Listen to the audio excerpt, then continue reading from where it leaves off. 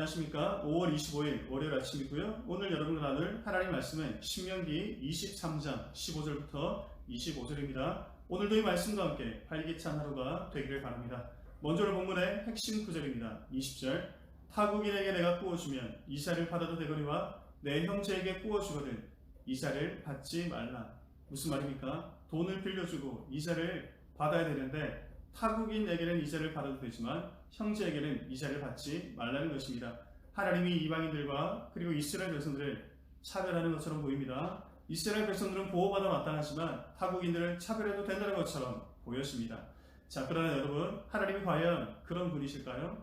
가난하고 수레인 자들을 돌보시고 배고픈 자들을 먹이시고 심지어 도망친 종까지 살피시는 분이 하나님이십니다. 하나님이 타국인이라고 차별하지 않는다는 것입니다. 그렇다면 여러분, 도대체 오늘 말씀은 무엇을 의미할까요? 그 의미를 우리가 알기 위해서는 이 타국인이라는 단어가 도대체 무엇을 의미하는지 정확하게 알 필요가 있다는 것입니다. 먼저 타국인이라는 단어는 히브리어로 세 가지가 있는데 게르, 토사부, 노크리라는 단어입니다. 레위기 25장에 오시면 다음 구절이 등장합니다. 내 동족이 비난하게 되어 빈손으로 내 곁에 있거든 너는 그를 도와 객이나 우고하는 자처럼 너와 함께 생활하게 하되 너는 그에게 이자를 받지 말고. 여기에 등장하는 객과 우고하는 자가 바로 게르와 토사부입니다. 즉 이들은 이스라엘 백성들이 출애굽할 때 하나님의 살아계심과 그 언약에 대한 믿음을 가지고 함께 떠나온 자들로 지금 이스라엘 백성들과 함께 살고 있는 이방인들을 가리킵니다. 즉 이들에 대해서는 이자를 받지 말라는 것입니다. 반면 노클이라는 단어가 있습니다. 이들은 이스라엘과 함께 살고 있는 게르와 토사부와는 달리 잠시 동안 이스라엘에 머물면서 그곳에서 상업을 하는 외국 상인들을 의미합니다. 즉 이들은 이스라엘 거주자가 아닌 상업을 목적으로 잠시 이스라엘에 머무는 부자 상인들을 가리키는 것입니다.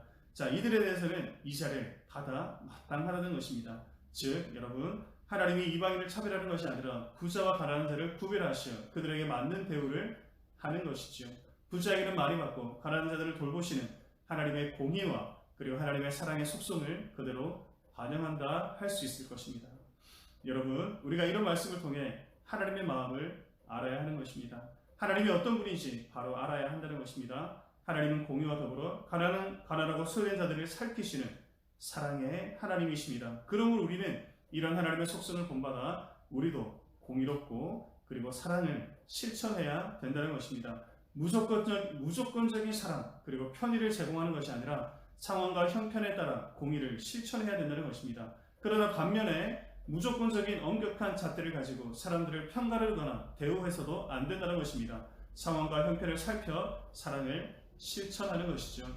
자, 여러분, 이런 하나님에 대해 알면 알수록 예수 믿는다는 것이 얼마나 또는 힘들고 어려운 일인가를 생각해 보게 됩니다. 예수님을 믿어 우리가 구원받았지만 우리가 살아야 될 이 세상에서 하나님의 그 공의와 사랑을 실천한다는 것이 결코 쉽지 않다는 것입니다. 그러나 여러분, 형제에 대한 지극한 사랑과 더불어서 그리고 부자와 가난한 자를 살필 수 있는 공의까지 우리의 마음속에 가득 채우고 이 하나님의 사랑과 공의를 실천할 수 있는 우리 모두가 되기를 주님의 이름으로 간절히 축복합니다. 잠시 저와 기도하겠습니다. 하나님 아버지 감사합니다. 부자와 가난한 자를 구별하시고 그들에게 맞는 대우를 하셨던 주님, 사랑을 실천하되 하나님 공의의 하나님을 잊지 않도록 도와주시고 공의의 하나님을 기억하되 사랑을 잊지 않는 우리 모두가 되게 하여 주시옵소서. 그래서 우리가 살아가는 이 땅에서 하나님의 공의와 사랑을 그대로 실천할 수 있는, 드러낼 수 있는 우리 모두가 되게 하여 주옵소서. 예수님 거룩하신 이름으로 간절히 기도합니다. 아멘.